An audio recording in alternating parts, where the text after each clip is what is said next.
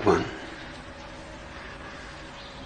जीवन के 40 वर्ष नास्तिक समाजवादी विचारधारा में गंवाने के बाद पिछले 15 वर्षों से आपका संपर्क पाया और जीवन में जो आनंद और उत्साह का अनुभव किया उसका कैसे वर्णन करूं और कैसे अपनी कृतज्ञता प्रकट करूं। शब्द बिल्कुल ओछे पड़ गए। आप क्या मिले, बस सब कुछ मिल गया। प्रभु मेरे प्रणाम स्वीकार करें। अमृत बोधिसत्व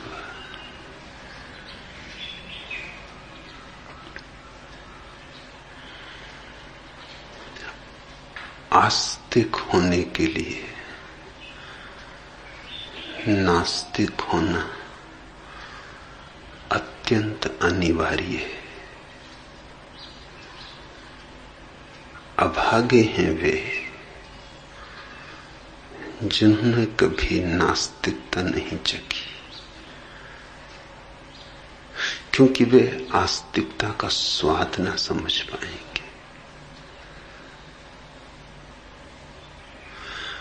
आस्तिकता उभर कर प्रकट होती है, नास्तिकता की पृष्ठभूमि चाहिए।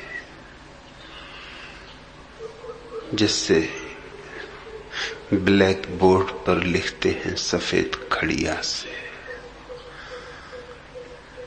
अक्षर अक्षर साफ दिखाई पड़ता है। यूं तो सफेद दीवार पर भी लिख सकते हैं, मगर तब अक्षर दिखाई ना पड़ेंगे।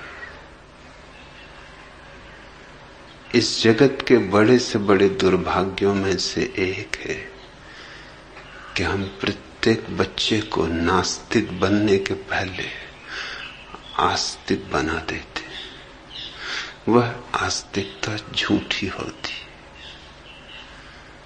उसमें कुछ प्राण नहीं होते, उस आस्तिकता में पंख नहीं होते। वह निर्वीर्य होती है, निर्जीव होती। खिलौनों की तरह कृष्ण को पकड़ा देते हैं, राम को पकड़ा देते हैं, बुद्ध को, महावीर को पकड़ा देते हैं। अभी बच्चे में जिज्ञासा भी नहीं जगी, अभी प्रश्न भी नहीं उठा और हमने उत्तर दे दिए। जहां प्रश्न ही नहीं है वहां उत्तर मिथ्या होगा, वहां उत्तर की कोई गुंजाइश ही नहीं। बीमारी ही नहीं है और तुमने इलाज शुरू कर दिया। तुम दवा पिलाने लगे, तुम्हारी दवा जहर बन जाएगी और आस्तिकता जहर बन गई। सारी पृथ्वी आस्तिकता से पीड़ित है, नास्तिकता से नहीं। और आदमी कुछ ऐसा मूढ़ है कि एक अति से दूसरी अति पर जाने में उसे देर नहीं लगती। रूस, चीन और दूसरे कम्युनिस्ट देश दूसरी अति पर चले गए। बच्चा पैदा हुआ और वे उसे नास्तिकता सिखाने लगते हैं। सिखाई नास्तिकता उतनी ही थोथी होगी जितनी सिखाई आस्तिकता।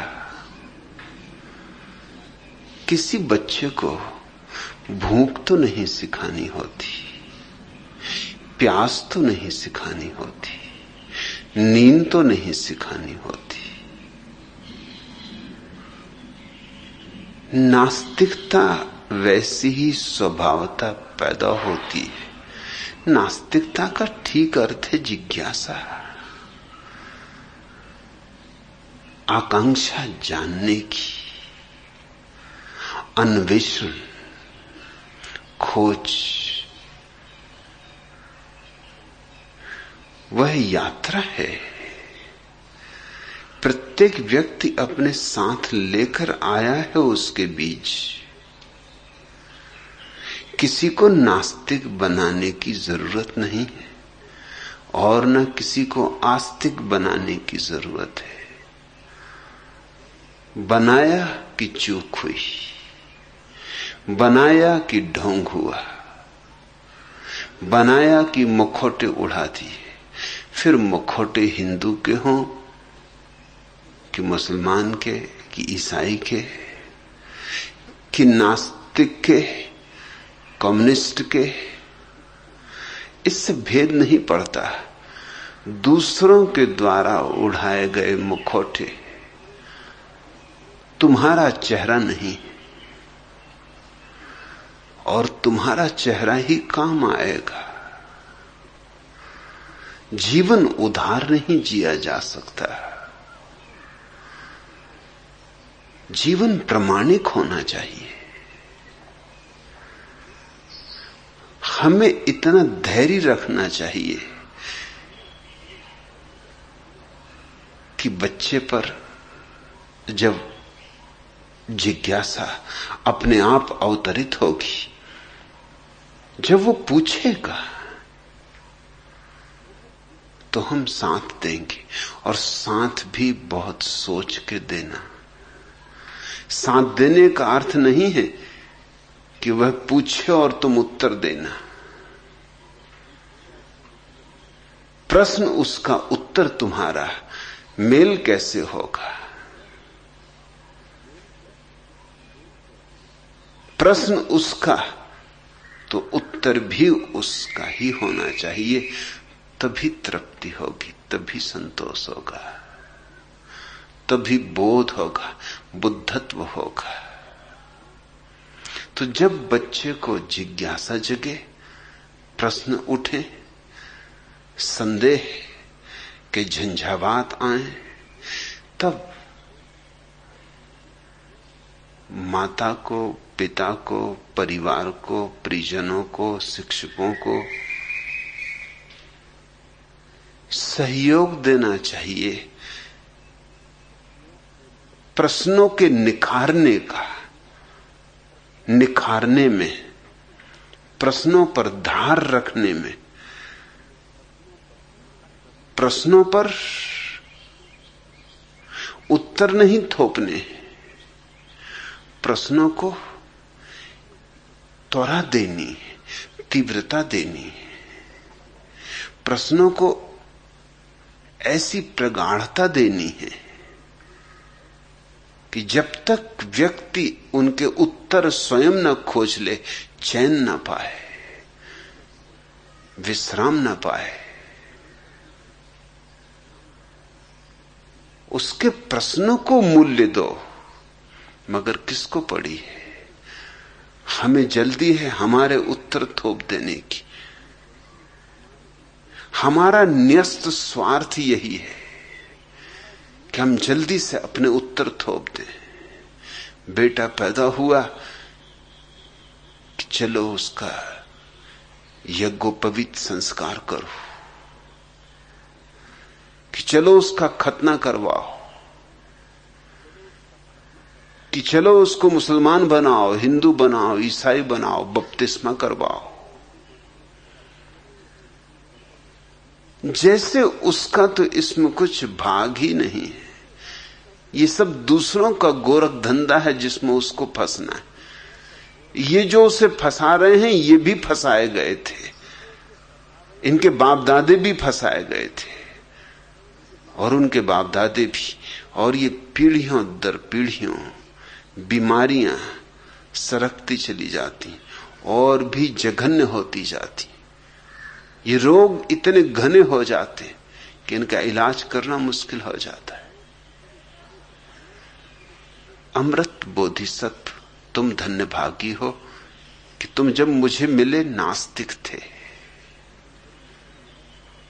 मुझसे मिलने के लिए नास्तिक होना ठीक ठीक क्षण, जैसे वसंत। और वह नास्तिकता तुम्हारी ओढ़ी हुई नहीं थी, क्योंकि भारत में कौन नास्तिकता ओढ़ाएगा तुम्हें। वह सहज थी, तुम्हारी थी, अपनी थी, निजता थी उसमें, व्यक्तित्व था उसका। तुम्हें ही मुझसे प्रेम हो गया है ऐसा नहीं, मुझे भी तुमसे प्रेम हो गया। जहां भी प्रामाणिकता है वहां मैं ऐसे बरस पड़ता हूं जैसे जल से भरा हुआ कोई बादल बरसे।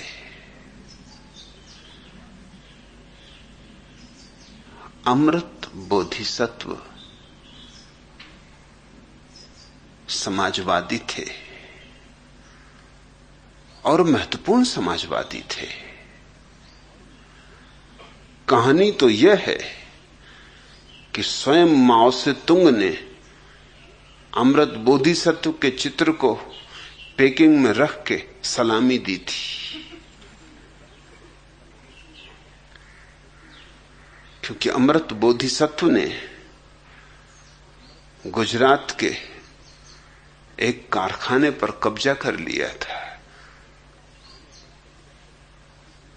और उस कारखाने की मालकियत मजदूरों में बांट दी थी। वो पहला समाजवादी प्रयोग था। भारत में बहुत उसकी चर्चा नहीं हुई, लेकिन चीन और रूस तक उसकी चर्चा हुई। मुझे जब अमृत बोधिसत्व मिले थे तो शायद उन्होंने कभी सोचा भी ना होगा कि ये जीवन में एक नया मोड़ आया, ऐसा जिसकी कल्पना भी ना थी, स्वप्न भी ना देखा होगा, उनके संगी साथियों ने भी ना सोचा होगा कि अमृत बोधिसत्व कभी सन्यासी हो जाएंगे। मगर मेरी अपनी सूझ यही है कि जो नास्तिक होने की हिम्मत रखता है वही कभी सन्यासी भी हो सकता है।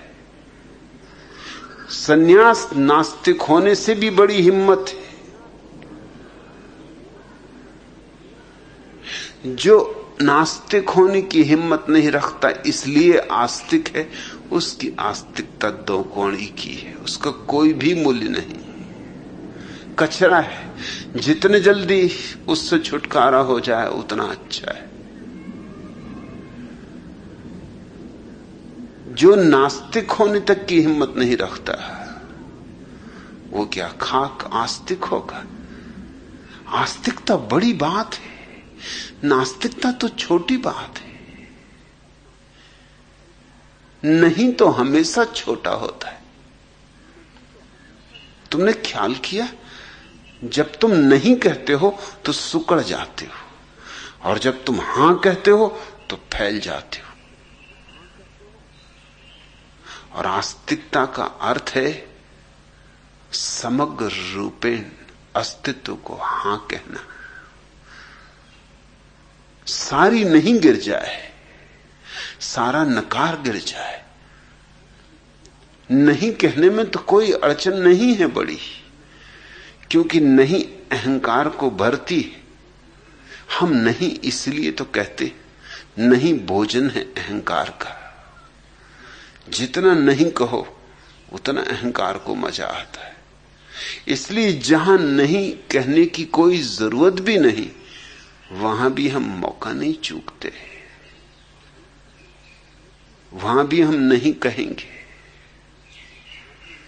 अगर तुम रेलवे स्टेशन पर टिकट की खिड़की पर टिकट खरीदने खड़े हो तो तुमने देखा होगा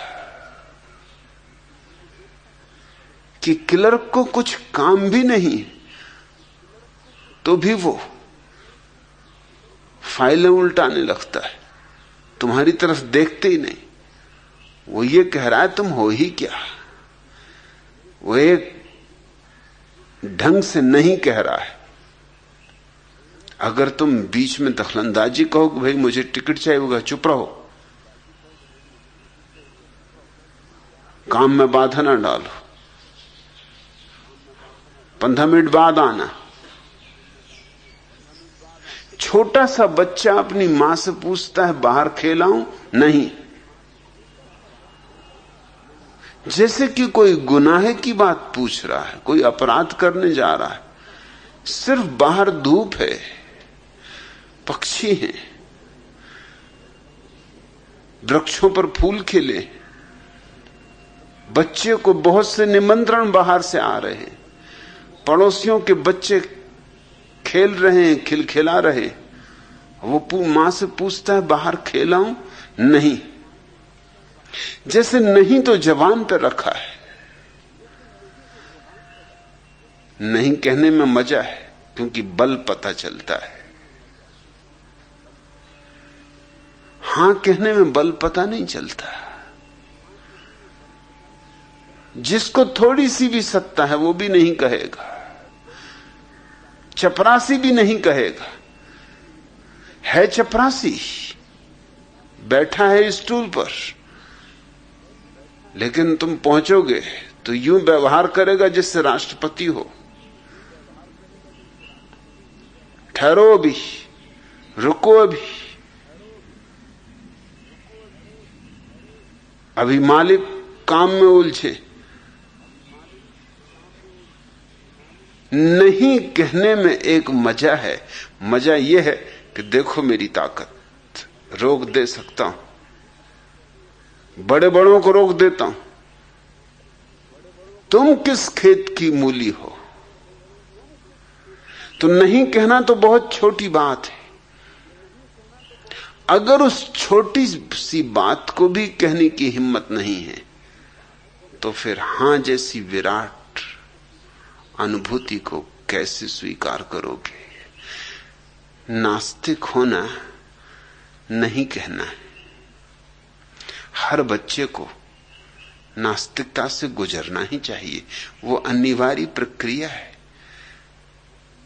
उसे नहीं कहना नहीं चाहिए, उसे नहीं सीखना ही चाहिए, क्योंकि नहीं कह के ही तो, ये नहीं के कांटों के बीच में ही तो कभी हां का गुलाब खिलेगा। हां, जिसने नहीं कही है और नहीं कहने के लिए कष्ट भोगा है, वो ज्यादा दिन तक नहीं कहता रहेगा। उसे समझ में आनी बात शुरू हो जाएगी, क्योंकि नहीं से कोई तृप्ति नहीं मिलती, संतोष नहीं मिलता, आनंद नहीं मिलता। दूसरे को दुख भला दे दो, मगर दूसरे को दुख देने में तुम्हें थोड़ी सुख मिलता है। दूसरे को मिटा देने में तुम थोड़ी बन जाते हो। इंग्लैंड का एक सम्राट अपने राजदूत को फ्रांस भेज रहा था, और फ्रांस में जो उस समय सम्राट था एकदम झक्की था, इतना झक्की कि कोई फ्रांस राजदूत होकर नहीं जाना चाहता था, क्योंकि उसे जरा सी बात में बिगड़ जाए तो गर्दन कटवा ले, वहीं देर अबेर भी ना करे, वहीं राज दरबार में गर्दन कटवा ले। पहले गर्दन कटवाए फिर दूसरा काम करे। तो मूर नाम का जो व्यक्ति भेजा जा रहा था, उसने अंग्रेज सम्राट को कहा कि देखें, मेरे बाल बच्चे हैं, पत्नी है, बूढ़े मां बाप हैं, किसी और को भेज दें। वह आदमी पागल है, और आप मुझे भी जानते हैं कि मैं भी गर्म मिजाज हूं, और उसके साथ बात बिगड़ जाएगी, ज्यादा देर चल नहीं सकती मेरी बात। अगर उसने एक शब्द भी ऐसा कुछ कहा जो मुझे नहीं जमा, तो फिर गर्दन रहेगी जाए, वो मेरी गर्दन कटवा लेगा। अंग्रेज सम्राट ने कहा मूर तू फिक्र न कर, अगर उसने तेरी गर्दन कटवाई तो कम से कम 1000 फरांसीसियों की गर्दन इंग्लैंड में कटवा लूंगा उसी वक्त, तू बेफिक्र रह। मूर ने कहा आप कहते हैं तो जरूर करेंगे, मगर सवाल यह है कि उन 1000 गर्दनों में से कोई भी गर्दन मेरी गर्दन पर जमेगी क्या? मैं तो गया, अब तुम 1000 कटवाओ कि लाख कटवाओ, कटवाओ कि न कटवाओ, क्या फर्क पड़ता है? मूर ने ठीक बात कही, दूसरे को मिटाने से तुम तो नहीं बनते हो, दूसरे की मौत तुम्हारा जीवन तो नहीं हो सकती, दूसरे का दुख तुम्हारा सुख तो नहीं, दूसरे के जीवन के फूलों को तुम नष्ट कर दो, इससे कुछ तुम्हारे जीवन की बगिया में चंपा और चमेली और जूही तो न खिल जाएंगे। पड़ोसी के घर में आग लगा दो, इससे कुछ तुम्हारा झोपड़ा महल तो ना हो जाएगा। नहीं, दूसरे को तो दुख दे सकती है, इसलिए थोड़े अहंकार को मजा आ सकता है कि देखो चखा दिया मजा, दिखा दिया कि मैं कौन, आज एहसास करवा दिया कि मैं भी कुछ हूं। लेकिन ये एहसास दूसरे को करवा देकर तुमने घाव भला पहुंचा दिया हो, लेकिन उसका घाव तुम्हारे भीतर कोई कमल का खिलना तो नहीं हो जाएगा। तो जिसने नहीं कहा है, प्रामाणिक रूप से नहीं कहा है, जो नास्तिक है, नास्तिक की मेरी परिभाषा यही है कि जो नहीं कहने में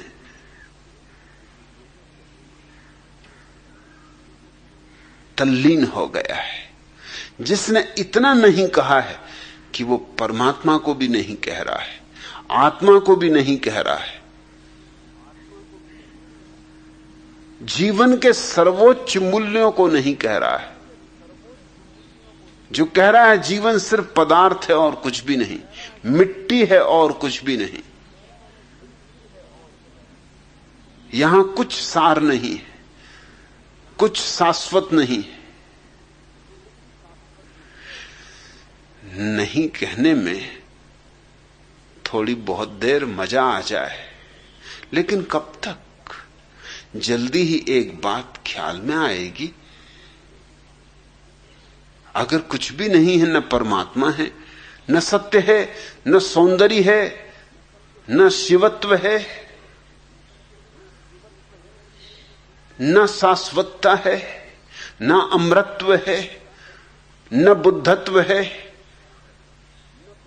तो फिर जीवन एकदम व्यर्थ है। एक मूढ़ के द्वारा कही हुई कथा, शोरगुल बहुत, अर्थ कुछ भी नहीं, व्यर्थ की बकवास है। नास्तिक अगर प्रामाणिक हो, रूसी नहीं, चीनी नहीं, क्योंकि रूस और चीन में नास्तिक वैसा ही झूठा है जैसे भारत के आस्तिक झूठे। भारत में आस्तिकता थोपी जाती, चीन और रूस में नास्तिकता थोपी जाती, हर थोपी चीज झूठी हो जाती। जिसके भीतर से नास्तिकता जगी, और हर बच्चे के भीतर जगती, जगनी ही चाहिए, मनोवैज्ञानिक प्रक्रिया है, मनोवैज्ञानिक अनिवार्यता है। मनोवैज्ञानिक कहते हैं कि हर बच्चे के जीवन में वो घड़ी आती है जब उसे नहीं कहना ही चाहिए, क्योंकि नहीं कहेगा तो ही धीरे धीरे मां बाप से मुक्त होगा, नहीं कहेगा तो ही मां की साड़ी को छोड़ेगा, नहीं तो साड़ी को पकड़े ही फिरता रहेगा, नहीं कहेगा तो ही अपना व्यक्तित्व निखरेगा, नहीं तो मां बाप की ही दुनिया का एक हिस्सा रहेगा। कभी भी अपनी क्षमता को अलग न कर पाएगा, अपनी प्रतिभा को निखार न पाएगा। इसलिए बच्चे को अनिवार्य रूप से नहीं कहना पड़ेगा। वो जो बाइबल की कथा है कि ईश्वर ने कहा आदम को और हव्वा को कि तुम इस वृक्ष के फल न खाना, ये वृक्ष ज्ञान का वृक्ष है। ध्यान रहे, चेताता हूं तुम्हें, बार बार चेताता हूं, इस ज्ञान के वृक्ष के फल मत खाना। उन्होंने खाए ज्ञान के वृक्ष के फल और उसी की सजा मिली उन्हें कि वो बहस से निकाल कर बाहर कर दिए गए। लेकिन मैं मानता हूं कि यह कथा बड़ी मनोवैज्ञानिक है। यह हर बच्चे के जीवन में घटती है। यह सिर्फ कथा नहीं है, यह कभी इतिहास में घटी ऐसा नहीं है। यह हर बच्चे के जीवन में घटती है, अपरिहार्य रूपेण घटती है। मां बाप कहेंगे सिगरेट न पीना और बच्चा पिएगा। मां बाप कहेंगे ऐसा न करना और बच्चा वैसा ही करेगा। असल में तुम्हें जो न करवाना हो उसकी बात ही न छेड़ना, तुम्हें जो करवाना हो उसी के लिए इंकार करना। क्योंकि तुम जिसको इंकार करोगे बच्चा उसे तोड़ेगा, तोड़ेगा तो ही तुमसे मुक्त हो सकता है। जैसे एक दिन मां के गर्भ से बच्चे को बाहर आना होता है, वैसे ही एक दिन बच्चे को मां बाप के मनोवैज्ञानिक गर्भ से भी बाहर आना होता है। और उससे बाहर आने की एक ही प्रक्रिया है कि वो कहे नहीं, मां बाप के धर्म को नहीं कहे, मां बाप के सिद्धांतों को नहीं कहे, मां बाप के आचरण संहिता को नहीं कहे, मां बाप जो भी मानते हैं उस सबको नहीं कहे, तो ही वो उस मनोवैज्ञानिक गर्भ के बाहर आएगा और अपने व्यक्तित्व को उपलब्ध होगा।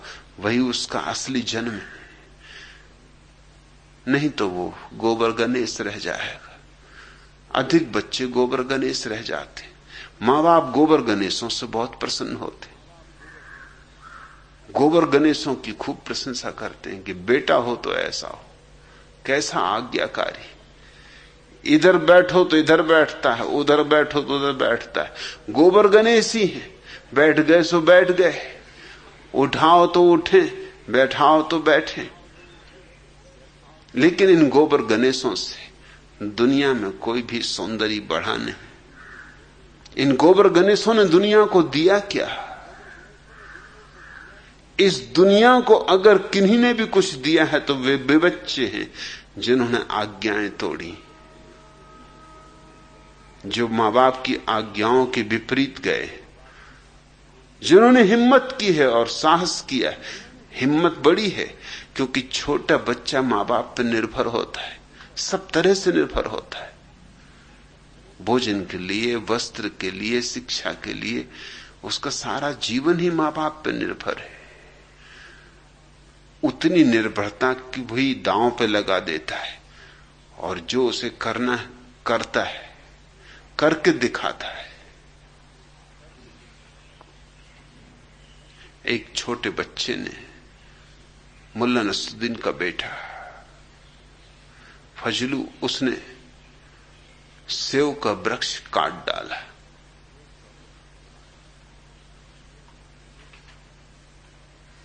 नसरुद्दीन ने उसकी खूब पिटाई की। पिटाई करने के पहले पूछा कि तूने सेव का वृक्ष काटा? तूने ही काटा? उसने कहा मैं नहीं काटा। उसके बाप ने, नसरुद्दीन ने कहा मैंने तुझसे कितनी बार नहीं कहा था कि इस वृक्ष को काटना मत, तू ये कुल्हाड़ी लिए बगीचे में क्यों घूमता है? ये बगीचे को बर्बाद करना है? ये वृक्ष मैंने मुश्किल से लगाया था, बामुश्किल बड़ा हुआ था। इस भूमि में, इस तापमान में, इस आबहवा में सेव लगते नहीं, इसमें सेव लगने शुरू हो गए थे। मना किया फिर भी तूने काटा। और ऊपर से तू ये भी जुर्रत कर रहा है कि इंकार भी नहीं करता, कहता है कि हां काटा। तो बेटे ने कहा, आपने ही मुझे कहानी सुनाई थी कि अमेरिका के प्रथम राष्ट्रपति वाशिंगटन ने सेव का वृक्ष काट दिया था, और जब उसके बाप ने पूछा तो वाशिंगटन ने कहा, हां वृक्ष में नहीं काटा, बाप ने मारा तो नहीं वरन पुरस्कार दिया, क्योंकि बेटा सत्य बोला। मैं तो उसी आधार पे चल रहा हूं, उल्टी मुझे पिटाई पड़ रही। बाप ने कहा वो कहानी मुझे मालूम, मैं नहीं तुझे सुनाई, मगर तू ये भी ख्याल रख कि जब वाशिंगटन ने सेव का वृक्ष काटा था तो उसका बाप वृक्ष पे नहीं बैठा था। हरामजादे, मैं वृक्ष के ऊपर बैठा हुआ था।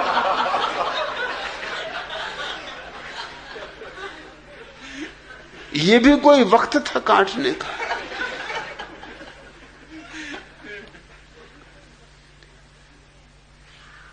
लेकिन बच्चों को कितना ही तुम सताओ, जिनमें थोड़ी भी प्रतिभा है, जिनमें थोड़ी भी तेजस्विता है, वो इंकार करेंगे।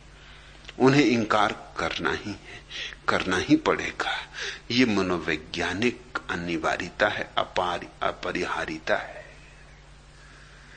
नास्तिकता इस सारे इंकार का इकट्ठा नाम है।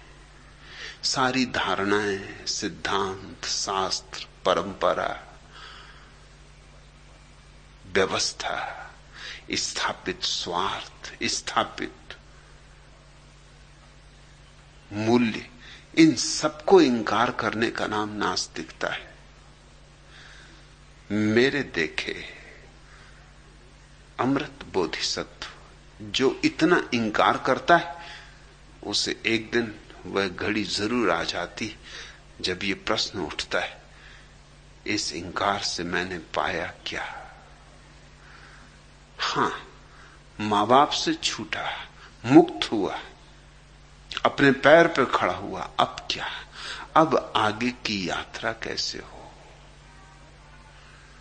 और तभी पहली दफा जीवन में आस्तिकता की किरण फूट सकती, अगर संयोग मिल जाए किसी आस्तिक से मिलने का। तुम धन्यभागी थे कि मुझे मिल गए। मैंने तुम्हें नाम दिया अमृत बोधिसत्व। वे दो शब्द मैंने तुम्हारे लिए उपयोग किए, उन्हीं दो को तुम इंकार करते रहे थे। अमृत यानी परमात्मा, शाश्वत, जो सदा है, और बोधिसत्व अर्थात उसे जान लेना, पहचान लेना, अनुभव कर लेना, बुद्धत्व को पा लेना। मैंने तुम्हें जो दो शब्द दिए वो तुम्हारी पूरी 40 साल की नास्तिकता की पृष्ठभूमि में ही दिए। उसी पृष्ठभूमि में वे उभर कर प्रकट हुए। तुम कहते हो मैं 40 साल तक नास्तिक था, समाजवादी विचारधारा में जीवन गंवाने के बाद पिछले 15 वर्षों से आपका संपर्क पाया, और जीवन में जो आनंद और उत्सव का अनुभव किया उसका कैसे वर्णन करूं। इन 15 वर्षों में और भी लाखों लोग मेरे संपर्क में आए, लेकिन उन सभी को वह आनंद और उत्सव अनुभव नहीं हुआ जो तुम्हें अनुभव हुआ है, और उसका कारण तुम्हारी नास्तिकता थी। तुम तैयार थे, तुम्हारी पृष्ठभूमि तैयार थी। आस्तिक भी मेरे संपर्क में आए, मगर चूंकि उनकी आस्तिकता झूठी थी, उनका मेरे संपर्क में आना भी झूठा हुआ। मेरे और उनके बीच एक दीवार बनी रही। तुम उघाड़े थे, तुम्हारे और मेरे बीच कोई दीवार न थी। तुमने सारे वस्त्र पहले ही फेंक दिए थे, तुम नग्न खड़े थे सूरज में। तुमसे मेरा संपर्क सीधा हो सका। आस्तिक यहां आ जाता है तो उसे बड़ी मुश्किल होती, क्योंकि उसकी धारणा है बीच में खड़ी रहती। उसकी आकांक्षा होती है कि मैं उसकी धारणाओं का समर्थन करूं, और मैं उसका दुश्मन नहीं हूं तो कैसे उसकी धारणाओं का समर्थन करूं। उसकी धारणाओं का समर्थन करूं तो उसके जीवन में कभी क्रांति नहीं होगी। मुझे तो उसकी धारणाएं तोड़नी ही पड़ेंगी। तुम्हारी कोई धारणा न थी, इसलिए काम आधा तो तुम कर ही चुके थे। पुराने को तो तुम मिटा चुके थे, नए को बनाने की बात थी, वो बहुत आसान है। असली सवाल तो पुराने को मिटाना है, क्योंकि पुराने से हमारा मोह होता है। नए को बनाने के लिए तो हर एक उत्सुक हो जाता है, लेकिन जिनका पुराने से मोह है उनके मोह बड़े भयंकर होते। मैंने सुना एक पुराना चर्च था, वो गिरने के करीब था, इतना जीर्ण जर्जर कि उसके भीतर जाकर कोई प्रार्थना करने में भी डरता था। जरा हवा जोर से चलती थी तो चर्च कपता था, चरमराता था। अब गिरा तब गिरा। औरों की तो बात छोड़ दो, पादरी भी भीतर नहीं जाता था, वो भी चर्च के बाहर से प्रार्थना करके लौट जाता था। आखिर चर्च के जो प्रमुख थे उनकी बैठक हुई और उन्होंने कहा अब कुछ करना होगा। अब चर्च में लोगों ने जाना ही बंद कर दिया। इतना ही नहीं, चर्च के पास से भी निकलना बंद कर दिया, क्योंकि पता नहीं कब गिर जाए। और चर्च पुराना है, और जितना पुराना हो उतना ही बहुमूल्य होता है। ये कुछ अजीब धारणा है लोगों की कि पुराना जितना हो उतना ही मूल्यवान होता है। बिल्कुल मरा मराया हो, सड़ा सड़ाया हो, उतना ज्यादा मूल्यवान। लाश ही बची हो, अस्थि पंजर ही रह गए हों तो और भी मूल्यवान। लोग अपने अपने धर्म को पुराना सिद्ध करने में ऐसी दीवानगी करते, सच और झूठ की फिक्र ही नहीं करते। गुड़ भी हो तो गोबर कर देते, सिद्ध करने की चेष्टा कि पुराना पुराना होना चाहिए।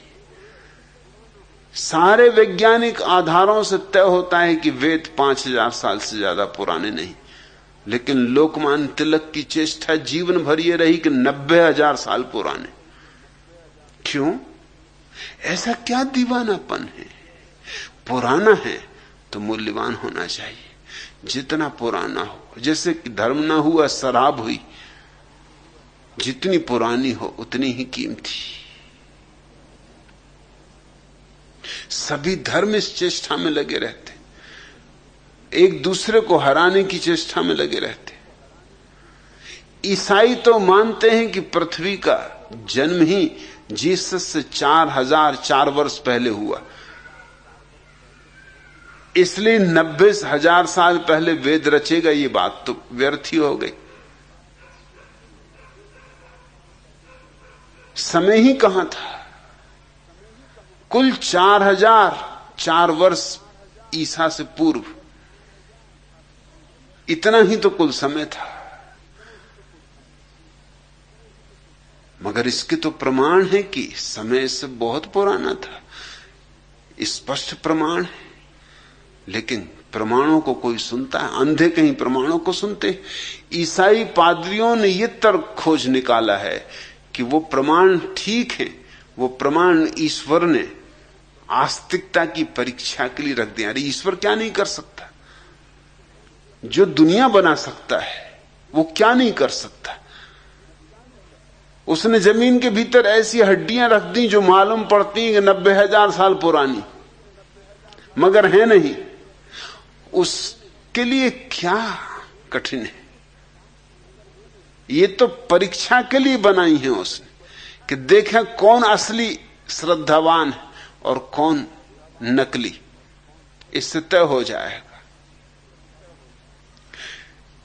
लोकमान्य तिलक कहते हैं कि 90,000 साल पुराना है वेद।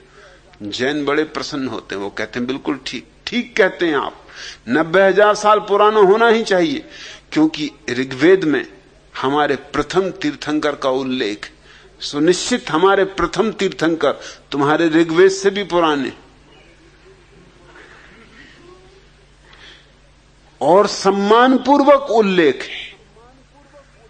और ये तो आदमी की आदत है कि जिंदा संत को कोई सम्मान देता है, अपमान देते। ये तो सीधा गणित है। जिंदा संत को अपमान, मुर्दा संत को सम्मान। तो इतने सम्मान से उल्लेख है ऋग्वेद में जैनों के प्रथम तीर्थंकर ऋषभ का। इससे सिद्ध होता है कि कम से कम 300 से लेकर 500 वर्ष तो गुजर ही चुके होंगे, नहीं तो इतना सम्मान नहीं हो सकता। जीवित अगर होते वो तो अपमान होता, गालियां पड़ती। आदमी का कुछ गणित है। जिंदा तीर्थंकर हो, गाली दो, क्योंकि जिंदा तीर्थंकर तुम्हारी धारणाओं के विपरीत होगा। और जब मर जाए तो सम्मान करो, क्योंकि मर जाए तो फिर पश्चाताप पकड़ता है, करे हमने गालियां दी, अपमान किया, पाप किया, अब कहीं फल ना भोगना पड़े। तो जिंदा हो तो पत्थर मारो, मर जाए तो फूल चढ़ाओ। वो फूल भी तुम्हारे पत्थरों का पश्चाताप है और कुछ भी नहीं। जीसस को सूली दो और फिर मर जाने के बाद 2000 साल तक हजारों हजारों चर्चों में पूजा करो। सुकरात को जहर पिलाओ और फिर 2500 सालों तक दर्शन शास्त्रों की हर किताब में सुकरात को घोषित करोगे, इससे महान कोई दार्शनिक नहीं हुआ। यह पश्चाताप है और कुछ भी नहीं। जो व्यक्ति धारणाओं से भरा आता है उसके साथ मुझे मुश्किल खड़ी हो जाती। उसकी धारणाओं के अनुकूल मुझे होना चाहिए तो वो मेरे साथ राजी होता है, और मैं उसकी धारणाओं के अनुकूल कैसे हो सकता हूं?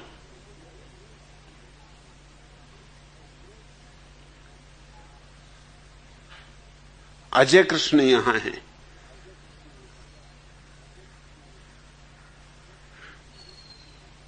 उनको कम्मू बाबा परेशान किए हुए।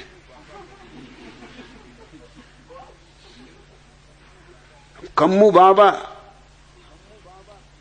मेरे और उनके बीच खड़े। कम्मू बाबा नहीं खड़े हैं, अजय कृष्ण उनको खड़ा किए हुए। वो तो जा भी चुके, मगर कम्मू बाबा की आड़ अजय कृष्ण को बचा रही। हर चीज को वो कम्मू बाबा को बीच में लाके देखते, क्योंकि कम्मू बाबा ने कहा कि हमेशा अपने माता पिता का सम्मान करना, उनकी इच्छा के विपरीत न जाना। अजय कृष्ण को सन्यास लेना है, लेकिन मां कहती इससे मुझे दुख होगा। कैसे सन्यास ले? कम्मू बाबा कहते थे कि कभी अपने मां बाप को दुख न देना। और जरा ये तो पूछो कि कम्मू बाबा ने अपने मां बाप को कितना दुख दिया होगा। नहीं तो कम्मू बाबा हो पाते या अजय कृष्ण कम्मू बाबा हो पाएंगे कभी? सोचो।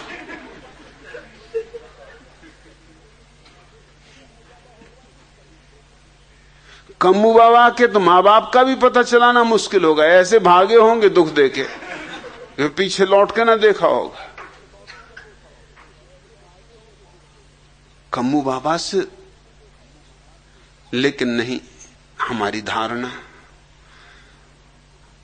धारणा की परिपूर्ति होनी चाहिए। गुरजीएफ से किसी ने पूछा कि सारे धर्मशास्त्र कहते हैं कि अपने मां बाप को आदर दो, सम्मान दो, क्यों? तो गुरजीएफ ने कहा इसका कारण इसमें ईश्वर की चालबाजी। सुन के वो आदमी बहुत हैरान हुआ। गुरजीएफ तो अपने किस्म का अनूठा आदमी था, और इस तरह के अनूठे आदमी अनूठी बात ही कहते। उसने कहा क्या कहते हैं आप? इसमें ईश्वर की चालबाजी है? गुरुजीफ ने कहा निश्चित ईश्वर की चालबाजी, क्योंकि ईश्वर को भली भांति पता है जो व्यक्ति अपने माँ बाप को आदर देता है वो ईश्वर को भी आदर देगा। अरे जो माँ बाप तक की फिक्र नहीं करता वो क्या खाक फिक्र ईश्वर की करेगा। ईश्वर यानी महापिता। अब छोटी पिता को धक्का दे दिया तो आकाश में बैठे पिता की कौन फिक्र करता है? देखा जाएगा जब मिलेंगे। और अभ्यास तो यही हो रहा है। अगर यही छोटे छोटे माँ बाप से डरे रहे तो बड़े पिता के सामने तो एकदम कपोगे, एकदम घुटनों पर गिर पड़ोगे, कहोगे कि हे परम प्रभु दया करो, बचाओ, रक्षा करो, मैं तो पतित हूं, तुम पतित पावन हो। गुरुजीएफ ने बात ठीक कही कि सारे धर्मशास्त्र इसलिए कहते हैं इसमें परमात्मा की चालबाजी, परमात्मा की हो या ना हो, लेकिन पुरोहितों की चालबाजी जरूर। क्योंकि माँ बाप को आदर दो तो पुरोहित को भी तुम आदर दोगे, क्योंकि माँ बाप और पुरोहित एक ही षड्यंत्र के हिस्से। माँ बाप कहते हैं पुरोहित को आदर दो, पुरोहित कहता माँ बाप को आदर दो। पुरोहित समर्थन करता है माँ बाप का, माँ बाप समर्थन करते हैं पुरोहित का। लेकिन जब भी तुम बुद्ध या महावीर या जीसस जैसे व्यक्ति के पास जाओगे तो तुम्हारी इन धारणाओं का कोई समर्थन नहीं हो सकता। अब तो अजय कृष्ण कुछ ऐसे घबरा गए हैं कि कल उन्होंने झूठे नाम से प्रश्न पूछा। कल जो नवल किशोर डीडी के नाम से जो प्रश्न था वो अजय कृष्ण का था।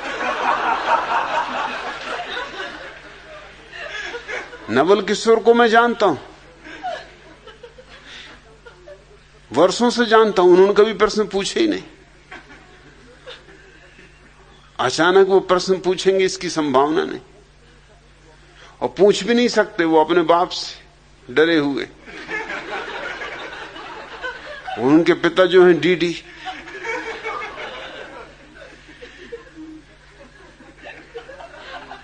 वो उनके हाथ पैर तोड़ देंगे अगर उनको पता चल गया कि इधर आकर उन्होंने प्रश्न पूछा है।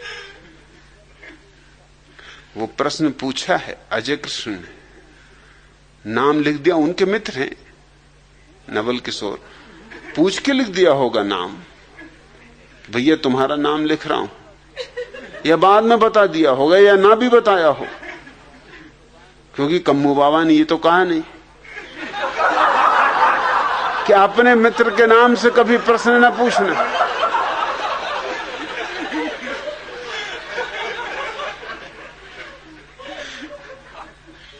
अजय कृष्ण सुनते भी हैं व्याख्यान, तो यहां बुद्ध भवन में बैठ के नहीं सुनते, बाहर बगीचे में बैठ के। इतने पास बैठ के सुनना खतरनाक है।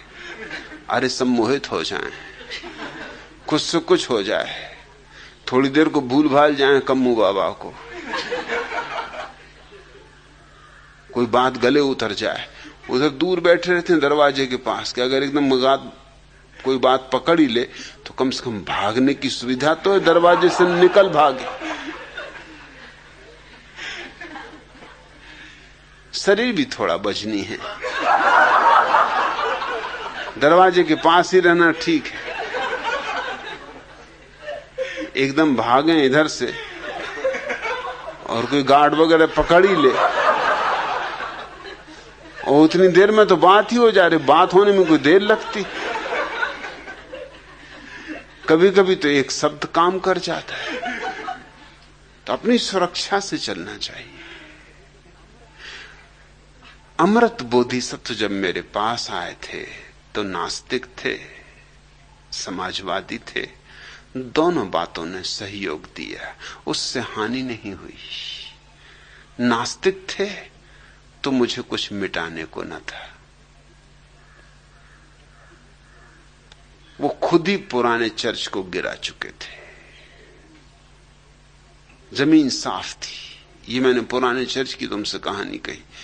लोग डरने लगे तो इकट्ठे हुए ट्रस्टी, और उन्होंने कहा अब क्या करें, चर्च तो पुराना है, गिराना उचित भी नहीं, पुरानी चीज, और बचाया भी नहीं जा सकता, तो कुछ बीच का रास्ता। तो उन्होंने बीच का रास्ता निकाला। उन्होंने 4 प्रस्ताव स्वीकार किए सर्वसम्मति से। पहला प्रस्ताव कि हमें बहुत दुख है लेकिन मजबूरी है, प्रभु क्षमा करना कि तेरे पुराने चर्च को हमें गिराना पड़ेगा। दूसरा प्रस्ताव सर्वसम्मति से कि यद्यपि हम पुराना चर्च गिरा रहे हैं लेकिन हम कसम खाते कि नए चर्च में कोई भी नई चीज नहीं लगाएंगे। पुराने चर्च के ही दरवाजे, पुराने ही चर्च की खिड़कियां और कांच, पुराने चर्च की ही मूर्ति और पत्थर, पुराने चर्च की ही ईंटें, हर चीज पुराने चर्च की ही लगाएंगे।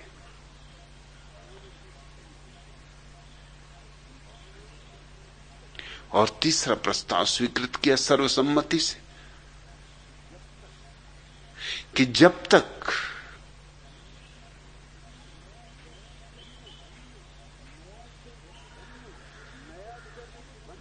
नया चर्च बन न जाए तब तक हम पुराने को गिराएंगे भी नहीं।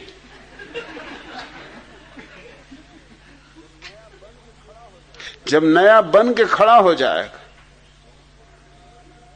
तो हम पुराने को गिराएंगे। और चौथा, और वो भी सर्वसम्मति से, कि नए चर्च को हम ठीक वहीं बनाएंगे जहां पुराना चर्च, वही बुनियाद, वही भूमि, वही स्थापत्य, वही ढंग।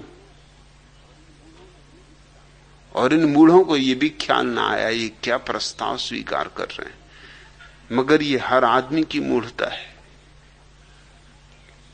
अतीत को हम पकड़ते हैं, जोर से पकड़ते हैं, उसमें बड़ी सांत्वना मिलती है। अमृत बोधिसत्व जब मेरे पास आए, उनके पास कोई अतीत ना था, मैं प्रसन्न हुआ था। नास्तिक को देख के मैं सदा प्रसन्न होता हूं। ये जो लोग आ जाते हैं, कोई कम्मू बाबा को लेके आ गया, कोई मुइनुद्दीन बाबा को लेके आ गया, कोई निजामुद्दीन बाबा को लेके आ गया, इनके बाबा देखकर ही मैं सोचता हूं कि पहले इन बाबा से सिर फोड़ो, किसी तरह बाबा में से बोबदा बनाओ, तब कहीं ये दिखाई पड़े तो पड़े। ये छिपे हैं बहुत पीछे। और अक्सर तो ये होता है कि एक बाबा नहीं होता, बाबा अकेले नहीं पाए जाते, एक बाबा तो उसके पीछे और बाबा होते, बाबाओं की कतार लगी होती, क्यों लगे होते। बाबाओं की परंपरा होती, सिलसिले होते। जब भी मैं किसी नास्तिक व्यक्ति को देखता हूं तो आह्लादित होता हूं। हां, नास्तिकता उसकी निज होनी चाहिए। उसकी स्लेट कोरी है, उसकी स्लेट पर काम किया जा सकता है, उसका कैनवस कोरा है, उस पर चित्र उभारा जा सकता है, उसका दर्पण निर्मल है, उसमें परमात्मा की छवि बन सकती है। और तुम समाजवादी थे अमृत बोधिसत्व, इससे भी लाभ हुआ, क्योंकि समाजवादी ही केवल समझ सकता है व्यक्तिवाद का मूल्य।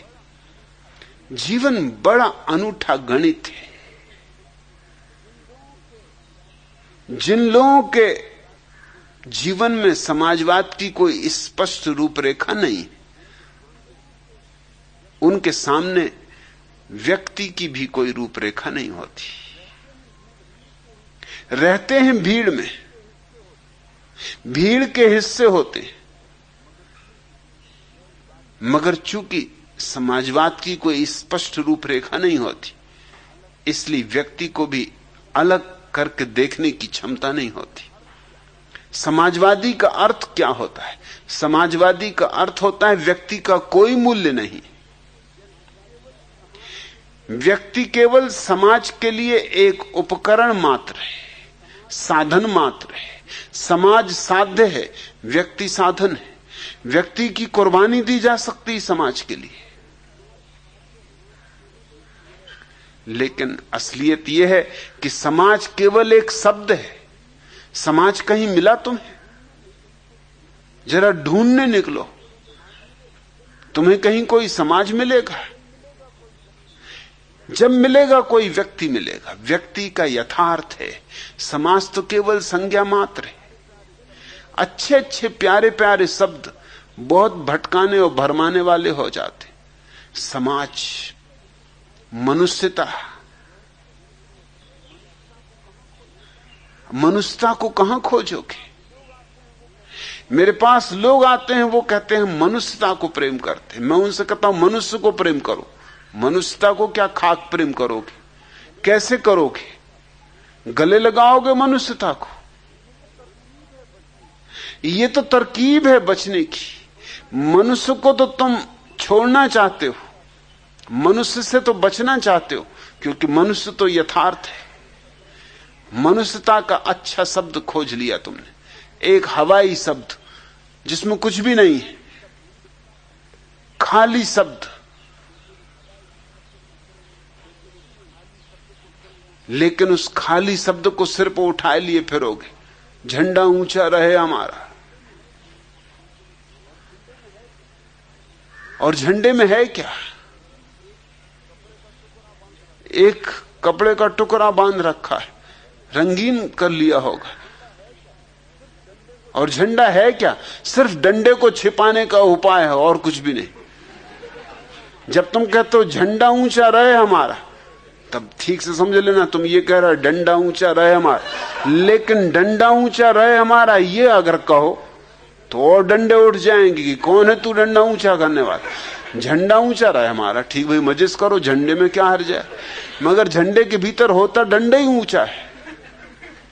मनुष्यता को प्रेम करते, दिव्यता को प्रेम करते,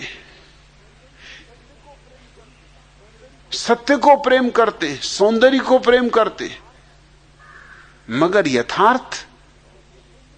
यथार्थ कुछ और है। खोजने जाओगे मनुष्यता नहीं मिलेगी, मनुष्य मिलेगा। सौंदर्य नहीं मिलेगा, सुंदर फूल मिलेंगे, सुंदर सूरज मिलेगा, सुंदर चांद तारे मिलेंगे, कोई सुंदर तत्व मिलेगा, सौंदर्य नहीं। ये तो कोरे शब्द हैं, थोथे शब्द हैं, मगर थोथे शब्द बड़े महत्वपूर्ण बन जाते हैं। इतने महत्वपूर्ण बन जाते हैं कि हम यथार्थ की कुर्बानी चढ़ा सकते हैं। समाजवादियों ने व्यक्ति की कुर्बानी चढ़ा दी। रूस में स्टालिन ने अंदाजन 1 करोड़ व्यक्ति मारे और बेझिझक मारे, और मार सका बिना किसी संकोच के, बिना किसी अपराध भाव के। कारण एक ऊंचा शब्द। ये व्यक्ति कोई अपने लिए तो मार नहीं रहा है, कोई हिंसा तो कर नहीं रहा है, ये तो समाजवाद की वेदी पर आहुति चढ़ाई जा रही। ये तो जो लोग समाजवाद के आने में बाधा डाल रहे हैं उनकी कुर्बानी चढ़ाई जा रही।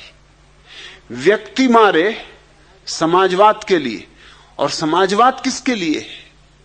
व्यक्तियों के लिए। कैसा चक्कर है, कैसा दुष्ट चक्र है। समाजवाद है व्यक्तियों के लिए और व्यक्ति काटे जा रहे समाजवाद के लिए। स्टालिन का तर्क पुराना तर्क है, कोई नया नहीं। हमेशा ऊंची चीज के लिए नीचे को कुर्बान किया जा सकता है, लेकिन ख्याल रखना कि ऊंची चीज है भी या नहीं, यह केवल एक कोरा शब्द है।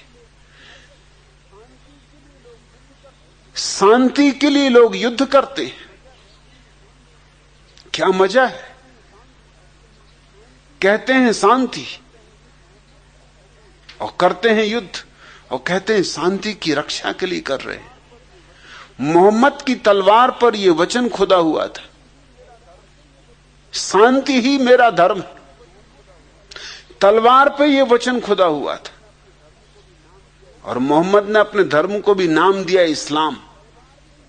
इस्लाम का अर्थ होता है शांति का धर्म, और इस्लाम ने जितनी अशांति फैलाई हो शायद किसी ने भी नहीं फैलाई।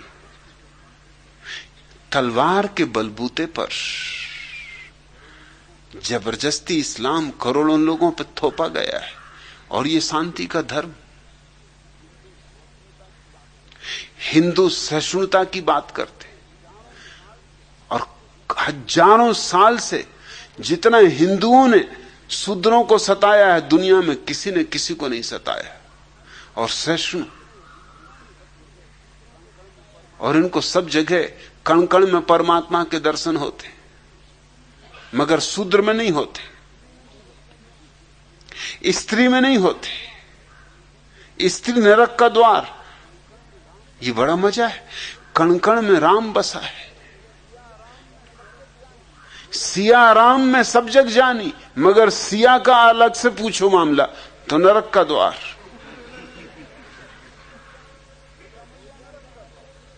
सीता मैया नरक का द्वार, रामचंद्र जी से जोड़ दो तो बस सोने में सुगंध आ गई। नरक का द्वार एकदम स्वर्ग का द्वार हो गया। कण कण में इनको परमात्मा दिखाई पड़ता है, लेकिन सूत्रों में नहीं।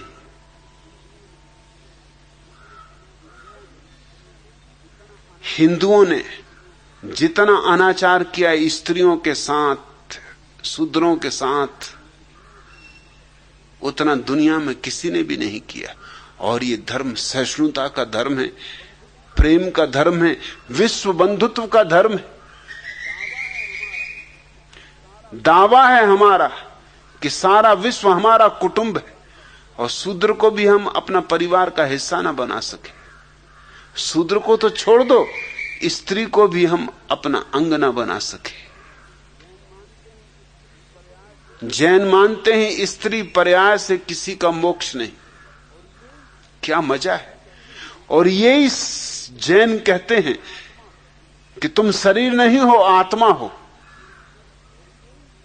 जरा देखते हो असंगतियां, मूढ़तापूर्ण बातें।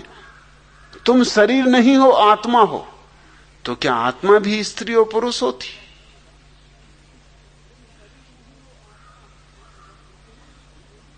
आत्मा तो बस आत्मा ही है, उसमें कैसे स्त्री पुरुष होगा कोई?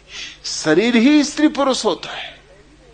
और अगर व्यक्ति शरीर है ही नहीं, तो ध्यान को उपलब्ध व्यक्ति, समाधि को उपलब्ध व्यक्ति स्त्री होगा या पुरुष?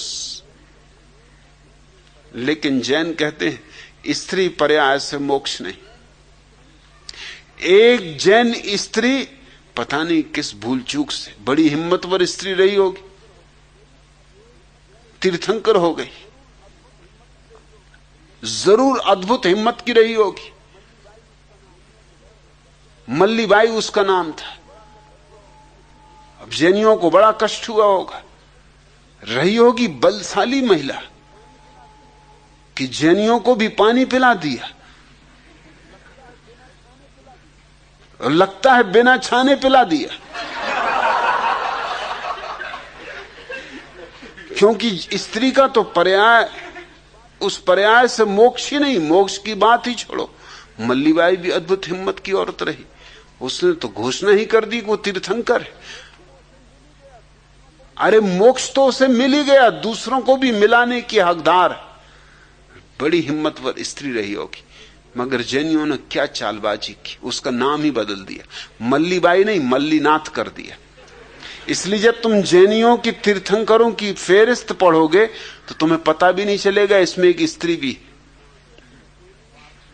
नेमिनाथ, पार्श्वनाथ, उसी में मल्लीनाथ।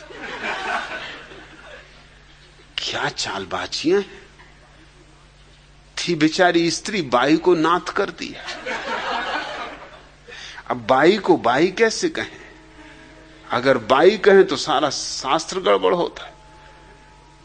अगर स्त्री तीर्थंकर हो गई तो बड़ी मुश्किल हो जाएगी।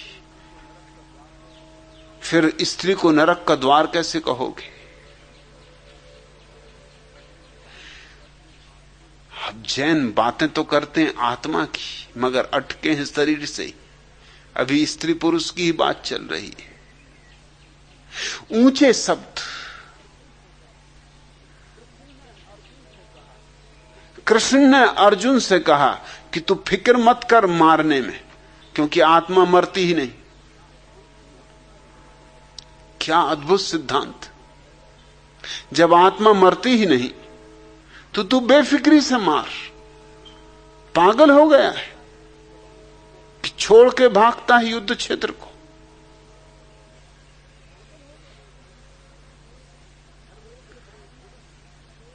धर्म क्षेत्र, कुरुक्षेत्र, ये तो धर्म का युद्ध हो रहा है। कहां भाग रहा है? जूझ। और परमात्मा ने जिनको मारना है उनको वो मार ही चुका है, तू तो निमित्त मात्र है। अगर ये बात सच है तो फिर हिटलर का क्या कसूर है? तो फिर स्टालिन का क्या कसूर है? तो फिर माओ से तुंग का क्या कसूर है? फिर ये छोटे मोटे हत्यारे, ये नाथुराम गोडसे, इसका क्या कसूर? अरे जब परमात्मा ने मार ही डाला तो ये तो बेचारा निमित्त मात्र है, और इसने कोई ज्यादा कसूर नहीं किया। एक महात्मा गांधी को मारा, वो भी काफी बूढ़े हो चुके थे और मरना चाहते थे। मरने के 2 ही दिन पहले उन्होंने कहा था कि अब मैं जीना नहीं चाहता। परमात्मा ने सुन ली होगी, कभी कभी सुन लेता है, और तभी तो उसने भेज दिया नाथुराम। नाथुराम मतलब कलयुगी राम हैं, तो राम ही नाथु ही हुए तो क्या। और पुण्य नगरी पूना के निवासी, क्या जगह चुनी उन्होंने भी। पुण्य नगरी पूना से भेज दिया नाथुराम को कि अब राम तुम ही जाओ, मेरा भक्त मुश्किल में पड़ा है। मेरा भक्त कह रहा मुझे जीना नहीं। महात्मा गांधी कहते थे मैं 125 वर्ष जीऊंगा, मगर जब से सत्ता कांग्रेसियों के हाथ में आई तब से उनको पता चला अब जीना बेकार है। क्योंकि जैसे ही उनके शिष्य सत्ता में गए उन्होंने उनकी फिक्र ही छोड़ दी। अरे कौन फिक्र करता है तुम्हारी? कीमत तुम्हारी तभी तक थी जब तक सत्ता हाथ में ना आई थी। अब सत्ता उनके हाथ में थी, तुम हो क्या? रहो तो ठीक, ना रहो तो ठीक। असल में ना ही रहो तो ज्यादा ठीक, क्योंकि रहोगे तो कुछ ना कुछ गड़बड़ करोगे, कुछ दखलंदाजी करोगे, कुछ दांव पैंच बताओगे, कुछ इधर उधर की बातें लाओगे, उनकी राजनीति को ठीक से न चलने दोगे। वो भी चाहते थे कि छुटकारा हो भीतरी, ऊपर चाहे ना भी कहते हो। क्योंकि 7 दिन पहले ही सरदार वल्लभ भाई पटेल ने लखनऊ की एक राष्ट्रीय स्वयंसेवक संघ की रैली में यह घोषणा की थी कि राष्ट्रीय स्वयंसेवक संघ से ज्यादा सुंदर, सुव्यवस्थित, सुसांस्कृतिक और धार्मिक कोई संगठन भारत में नहीं। और उसी राष्ट्रीय स्वयंसेवक संघ के सदस्य ने महात्मा गांधी को गोली मारी। मगर कसूर क्या? एक ही आदमी को मारा। अगर हम शास्त्रों को मान के चलें तो वो जो कुरुक्षेत्र का युद्ध हुआ, धर्म क्षेत्र जो था, खूब हुआ धर्म क्षेत्र में भी काम। 1 अरब से लेके 1.25 अरब आदमी के बीच लोग मरे।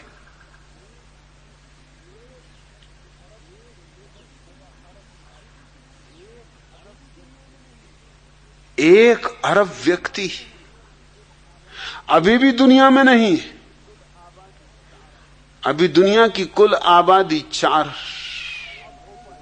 अरब अब हो पाई, सारी दुनिया की। अभी भारत की आबादी तो केवल 70 करोड़। अभी भी भारत में 1 अरब लोग नहीं। उस समय कुरुक्षेत्र के छोटे से मैदान में गजब कर दिया। मगर चमत्कार ही करना हो परमात्मा को तो क्या नहीं कर सकता रे, उसके हाथ में सब कुछ। 1 अरब आदमी कैसे बिठा दिए? यूं समझो कि रहा होगा कोई, जैसे रेलगाड़ी का कंडक्टर 3rd क्लास के डब्बे में आदमी भरते ही चला जाता, इसलिए तो उसको डब्बा कहते। डब्बा जैसा सुंदर शब्द दुनिया की किसी भाषा में नहीं। दुनिया की किसी भाषा में रेल के डब्बे को डब्बा नहीं कहते, यही कहते हैं क्योंकि यहां उसका व्यवहार डब्बे की तरह होता है। भरते जाओ, न संख्या का कोई सवाल है, भरने वाले चाहिए। या रहा होगा कोई दिल्ली का टैक्सी चलाने वाला, एक टैक्सी में 18 आदमी पकड़े गए। टैक्सी को पकड़ के थाने ले जाया गया। सरदार जी जो टैक्सी चला रहे थे, उनको बहुत डांटा डपटा थानेदार ने और कहा कि तुमने हद कर दी, 18 आदमी। सरदार ने कहा कि आप भरोसा करते हो तो 18 आदमी बिठा के बता दो।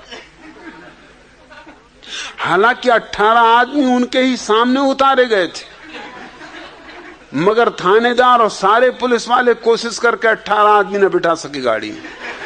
तो उस टैक्सी वाले ने कहा आप बोलो। अरे जब कोई बैठ ही नहीं सकते 18 तो सरासर झूठ बात है। थानेदार ने कहा तूने भी गजब कर दी, अपनी आंखों से हमने उतरते देखे मगर चढ़ा नहीं पा रहा, ये हम भी मानते।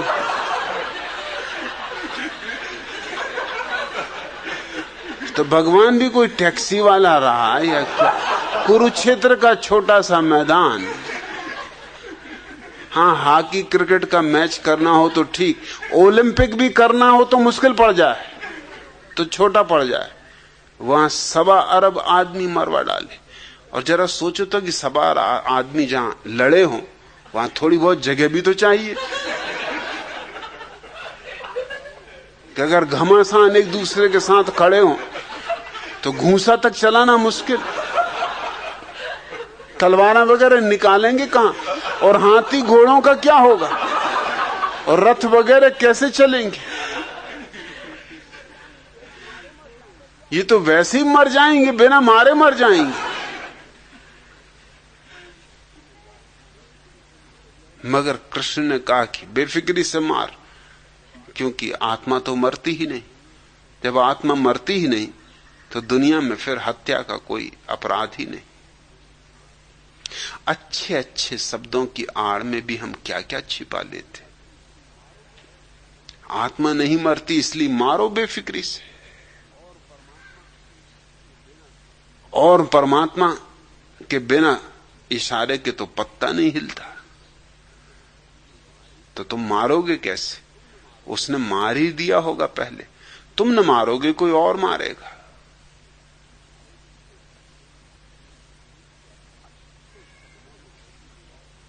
अच्छे शब्दों ने मनुष्य की छाती पर पहाड़ रख दिए। समाजवाद अच्छा शब्द है, प्यारा शब्द है, मगर झूठा, निहायत झूठा। दुनिया में व्यक्ति हैं, समाज कहीं भी नहीं। मनुष्य हैं, मनुष्यता कहीं भी नहीं। मगर यह समाजवादी को ही समझ में आ सकता है। तुम जब मेरे पास आए थे समाजवादी विचारधारा और नास्तिकता में डूबे हुए, तो मैंने देखा था कि संभावना है। अब तुम ऊब गए थे, देख चुका था तुमने समाजवाद को भी, उसकी व्यर्थता को भी, नास्तिकता को तुमने जी लिया था और देख चुके थे उसकी निरर्थकता को। वहीं से सन्यास का फूल खिल सकता था। इसलिए तुम्हें मैंने नाम दिया अमृत बोधिसत्व। और आज वो घड़ी आ गई कि तुम कह सकते हो कि अब जीवन में आनंद है, उत्सव है, उसका कैसे वर्णन करूं? उसका वर्णन तो नहीं किया जा सकता। तुम कहते हो आप क्या मिले? सब कुछ मिल गया।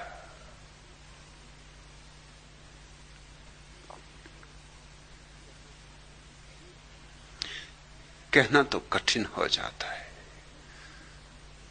जो भी महत्वपूर्ण है अनकहा रह जाता है। किसको आती है मसीहाई? किसको आती है मसीहाई? किसे आवाज दूं? किसको आती है मसीहाई? किसे आवाज दूं?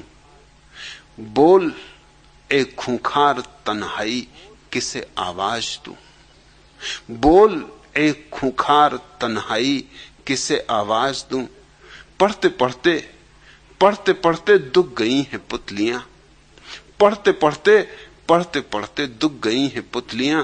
बुझ रही है समय बिनाई, किसे आवाज दूं? चुप रहूं तो हर नफस डसता है नागिन की तरह। चुप रहूं तो हर नफस डसता है नागिन की तरह। आह भरने में है रुसवाई, किसे आवाज दूं? आह भरने में है रुसवाई, आह भरने में है रुसवाई, किसे आवाज दूं? हाय इस गुर्बत के जंगल में पुकारूं तो किसे? हाय इस गुर्बत के जंगल में पुकारूं तो किसे? किससे है मेरी सनाशाई, किसे आवाज दूं? किससे है मेरी सनाशाई, किसे आवाज दूं? ए जमाही पर जमाही अल हफीजी अल अमा, उफ ये अंगड़ाई पे अंगड़ाई, किसे आवाज दूं? उफ खामोशी की ये बाहें दिल को भरमाती हुई। उफ ये सन्नाटे की सहनाई, किसे आवाज दूं? उफ खामोशी की ये बाहें दिल को भरमाती हुई। उफ ये सन्नाटे की सहनाई, किसे आवाज दूं? चल रहे हैं जिंदगी पर चांदनी के नेस्तर, चुभ रही है दिल में पुरवाई, किसे आवाज दूं? मुश्किल तो होगा अब कहना, अब आवाज देना मुश्किल होगा। उफ खामोशी की ये बाहें दिल को भरमाती हुई। उफ ये सन्नाटे की सहनाई, किसे आवाज दूं? लेकिन तुम्हारे भीतर जो सहनाई बज रही है वो मुझे सुनाई पड़ रही है। कहो न कहो, कहना भी चाहो तो न कह सकोगे। कल अमृत बोधिसत्व दर्शन में उपस्थित थे। मैं भी चौंका क्षण भर को, इतना रूपांतरण हुआ है, इतनी क्रांति हुई, नए हो गए, एक नए बच्चे की तरह हो गए। कहो या न कहो, मुझे तुम्हारे भीतर की सहनाई सुनाई पड़ रही है।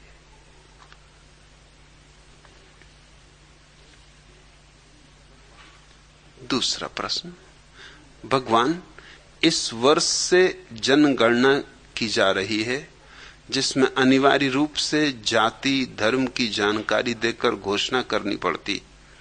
चूंकि आपके सन्यासी तथाकथित किसी प्रचलित जाति धर्म को मान्यता नहीं देते, वे जनगणना अधिकारी को क्या जानकारी दें? अरूपानंद इतने जल्दी भूल गए। कल ही तो मैंने कहा जात हमारी ब्रह्म, माता पिता है राम, गिरह हमारा शून्य में, अनहद में विश्राम। अब और क्या चाहिए? माता पिता की जगह लिख देना राम, जाति की जगह ब्रह्म, धर्म की जगह शून्य और भाषा की जगह अनहद। जात हमारी ब्रह्म है, माता पिता है राम, गिरह हमारा शून्य में, अनहद में विश्राम।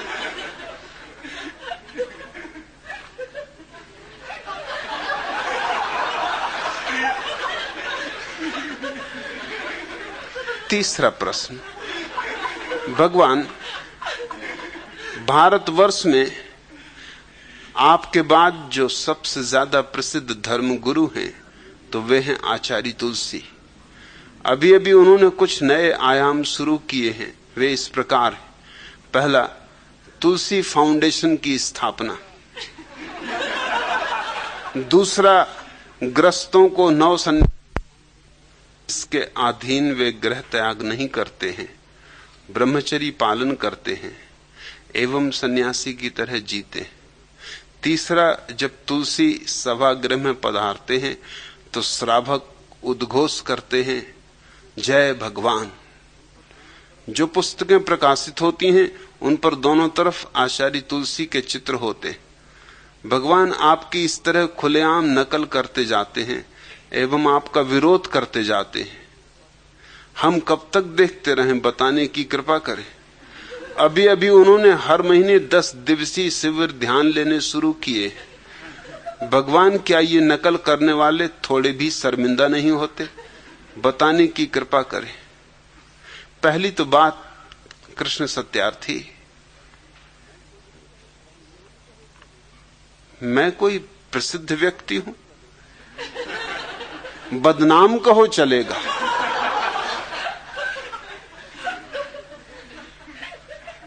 बदनामी में मुझे रस भी है, प्रसिद्धि में मुझे कोई रस नहीं। और तुम मुझे धर्मगुरु कहते हो, तो अधर्मगुरु कौन होगा? ये अच्छी अच्छी बातें आचार्य तुलसी, विनोबा भावे, पुरी के शंकराचार्य, इन सब के लिए छोड़ दो। मेरा काम तो बदनामी से चल जाएगा, अधर्म गुरु होने से भी चल जाएगा।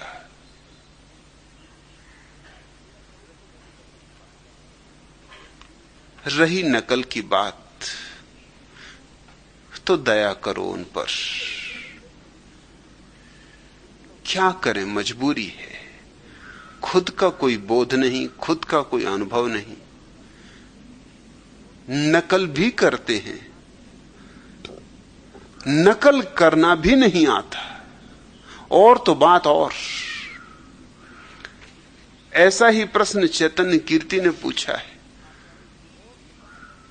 है भगवान आचार्य तुलसी के शिष्यों ने प्रेक्षा ध्यान साधना शिविर स्मारिका भेजी, जिसमें राजसमंद के श्री भिक्षु बोधि स्थल शिविर में हुए प्रेक्षा ध्यान तथा प्रवचनों का विवरण प्रकाशित हुआ है। आपके पुराने समय के साहित्य में जो निष्क्रिय ध्यान है, शरीर शिथिल हो रहा है, श्वास शांत हो रही है, विचार शांत हो रहे हैं, वही ज्यों का त्यों इनका प्रेक्षा ध्यान है। सक्रिय ध्यान में थोड़ा हेरफेर करके इनके साधक कुंडलनी जागरण भी करते। आचार्य श्री तुलसी तथा युवाचार्य महाप्राज्ञ से प्रेरित होकर जिन साधुओं साध्वियों तथा साधकों ने जो प्रवचन वहां दिए, वे प्रवचन तथा बोध कथाएं शब्दशाह आपके प्रवचनों से ली गई हैं। हाँ, कहीं कहीं अपनी बातें जोड़कर छीछा लेदर भी की है। नकल यहां तक की है कि शिविर स्थल के प्रवेश द्वार पर एक साइन बोर्ड लगाया है, कृपया अपने मन और जूते यहीं उतार दो।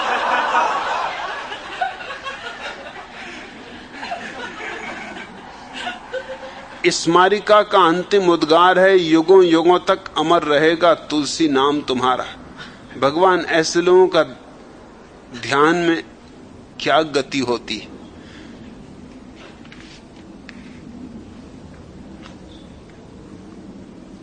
ध्यान का अर्थ है अपने भीतर मौलिक स्वरूप की खोज। ध्यान उधार नहीं होता, बासा नहीं होता, नकल तो हो ही नहीं सकता। इन विचारों को ध्यान से क्या लेना देना है। इनको तो सिर्फ एक बात अखर रही है कि मेरी बात दुनिया के कोने कोने तक पहुंच रही है, लाखों लोग आंदोलित हो रहे हैं। इनको यही अड़चन लग रही कि जरूर मेरी बात में कुछ होगा जिसके कारण इतने लोग प्रभावित हो रहे हैं, और उस प्रभाव से कहीं हम वंचित न रह जाएं, कहीं ऐसा ना हो कि हम पिछड़ जाएं, कहीं इस दौड़ में पीछे न रह जाएं। इसलिए नकल करो, इस बात की ही नकल करो, इस बात में ही कुछ होगा। इन सबको बता दो, इस बात में कुछ भी नहीं होता, व्यक्ति में होता है कुछ। बातों की नकल तुम कितनी ही करो, कुछ परिणाम नहीं होगा। इससे तुम तो ध्यान को उपलब्ध होगे ही नहीं, जिनको तुम ध्यान करवा रहे हो उनको भी भटका रहे हो, भरमा रहे हो, इसका भी तुम पाप कर रहे हो। इन पर दया करो, नाराज ना होना, और इनकी कोई चिंता लेने की जरूरत नहीं। आज इतना।